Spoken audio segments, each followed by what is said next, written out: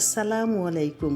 চলে এসেছি ডায়াবেটিক্সের বন্ধু তরমুজের জুস বা শরবত তৈরি করে দেখাতে। সারাদিন রোজা রেখে অথবা তাপদাহ গরমে তরমুজ একটি উপকারী পরম বন্ধু। সারাদিন রোজা রেখে ক্লান্তি দূর করতে ইফতারিতে ঠান্ডা শরবত দিয়ে শুরু করলে শরীর মন শীতল হয়ে যাবে। আর তা যদি হয় ঠান্ডা তরমুজের জুস বা শরবত, তাহলে তো কোনো কথাই নাই। এই তরমুজে রয়েছে প্রচুর পরিমাণ লাইকোপেন। তরমুজ ব্রেস্ট ক্যান্সার এবং প্রোস্টেট ক্যান্সার প্রতিরোধে সাহায্য করে। তরমুজ আপনার দেহ ও ত্বকের পানি শূন্যতা দূর করে। আর এই তরমুজ কিন্তু ভীষণভাবে শরীরের ওয়েট লস করে। এক কথায় তরমুজের জুস বা শরবত একটি হেলদি খাবার। চলুন তরমুজের জুস বা শরবত তৈরি করার পুরো প্রণালী দেখে নিই। ছোট্ট একটি ট্রিক্স শেয়ারের মাধ্যমে আমি দেখিয়ে দিচ্ছি তরমুজ অপচয় না করে তরমুজ কেটে তরমুজের সবুজ খোসাটা কিভাবে পুরো কেটে ফেলে দেওয়া যায়। তার জন্য তরমুজটা এভাবে মাঝখান থেকে কেটে দুভাগ করে নিতে হবে। লম্বালম্বি করে তরমুজ কাটা হলে তরমুজের লাল অংশটা অপচয় বেশি হয়।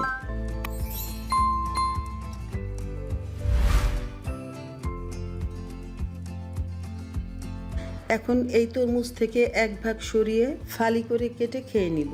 আর কিছু তরমুজ ফ্রিজে নর্মাল চেম্বারে রেখে 2 দিন পর্যন্ত খেতে পারবো। এবার এক ভাগ তরমুজ থেকে 2 আঙ্গুলের চেয়ে একটু বেশি পরিমাণ পুরু করে গোল শেপে তরমুজগুলো কেটে নিব।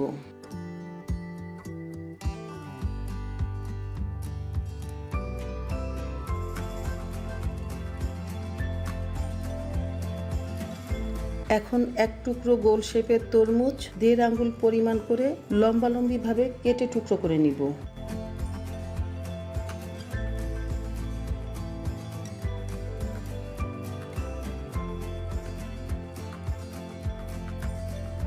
এবার লম্বা তরমুজের টুকরোর পাশের সবুজ খোসা অংশটুকু কেটে ফেলে তরমুজের টুকরোগুলো ছোট ছোট করে কেটে নিব।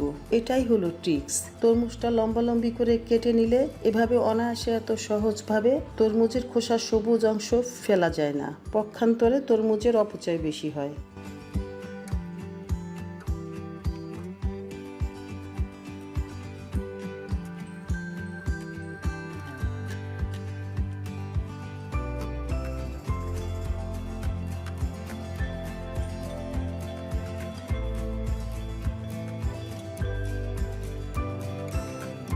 এখন তরমুজের টুকরোগুলোর ভিতর থেকে চাকুর মাথার সরু অংশ দিয়ে তরমুজের সমস্ত বিচি ফেলে একটা ব্লেন্ডারের জারে নিয়ে নিব।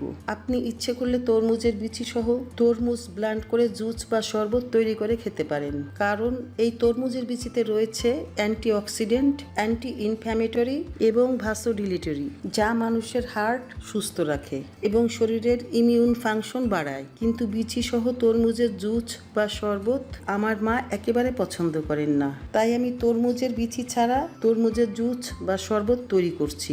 সবটুকু তরমুজ পরিষ্কার করে কেটে ব্লেন্ডারের জারে তুলে নিয়েছি। এখানে নিয়েছি পুদিনা পাতা। এখান থেকে আমি 20 থেকে 25টা পুদিনা পাতা তরমুজের টুকরোর মধ্যে অ্যাড করে নিব। এটা সম্পূর্ণ অপশনাল। আপনি চাইলে এখানে তাজা তুলসী পাতা ব্যবহার করতে পারেন, আবার পাতাটা স্কিপও করতে পারেন। যেহেতু আমি শরবতটাকে একটি হেলদি শরবত তৈরি করছি, তাই পুদিনা পাতা ব্যবহার করেছি।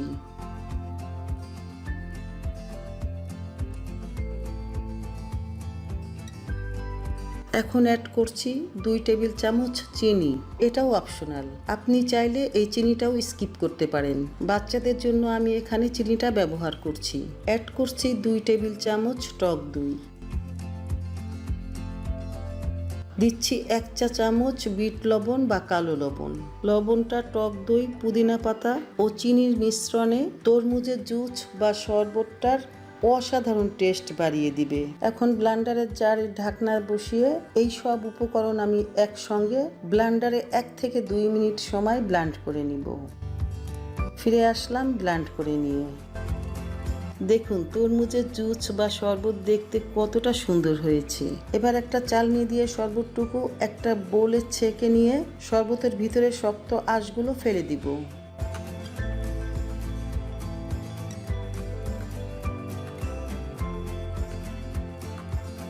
শরবতটুকু চালনিতে ঢেলে নিয়ে এবার অ্যাড করছি বড় একটা লেবুর রস। এবার একটা গোল চামচের নিচের পাশ দিয়ে চেপে চেপে শক্ত আঁশ আলাদা করে ফেলে দিব। আচ্ছা, লেবুটা কেন আগে দেওয়া হলো না সেটা বলছি। কারণ লেবু খাওয়ার বা রান্নার আগে লেবুর রস বের করে বেশি সময় বাইরে রাখা হলে লেবুতে ব্যাকটেরিয়া তৈরি হয়, তাতে লেবুর উপকারের চেয়ে অপকারই বেশি হয়। তাই আমি সবার শেষে লেবুর রস অ্যাড করছি।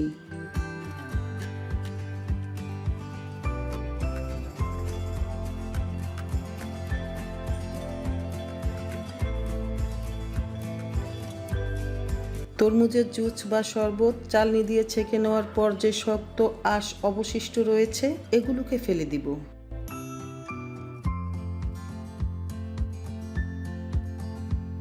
এখন চলে যাই শরবত পরিবেশনে। খাবারের যে কোনো পরিবেশন হবে আপনার মনের মাধুরী মিশিয়ে এবং লোভনীয়ভাবে, যা দেখা মাত্রই তৃপ্তি নিয়ে খেতে ইচ্ছে হবে। তাই আমিও আমার মতো করে লেবুর স্লাইস, তরমুজের টুকরো এবং যে যার পছন্দ অনুযায়ী বরফের টুকরো ও আস্ত পুদিনা পাতা দিয়ে পরিবেশন করে নিলাম। দেখুন আমার তরমুজের জুস বা শরবত দেখতে কতটা লোভনীয় হয়েছে। দেখেই মনে হচ্ছে এক গ্লাস খেয়ে প্রাণটা শীতল করে নেই। এই তরমুজের জুস বা শরবতের স্বাদটা কিন্তু অসাধারণ। কেমন হলো আজকের তরমুজের জুস ও শরবতের তৈরি রেসিপি সেটা জানতে আশায় থাকলাম ভিডিওর নিচে আপনার সুন্দর সুন্দর কমেন্টস ও লাইকের। আবারও দেখা হবে অনলাইনে আরো কোনো মজার রেসিপি সাথে নিয়ে। আশা করি সেই পর্যন্ত সবাই ভালো থাকবেন, স্বাস্থ্যবিধি মেনে নিরাপদে থাকবেন, আমাদের জন্য দোয়া করবেন। ভিডিওটি দেখার জন্য অসংখ্যবার ধন্যবাদ।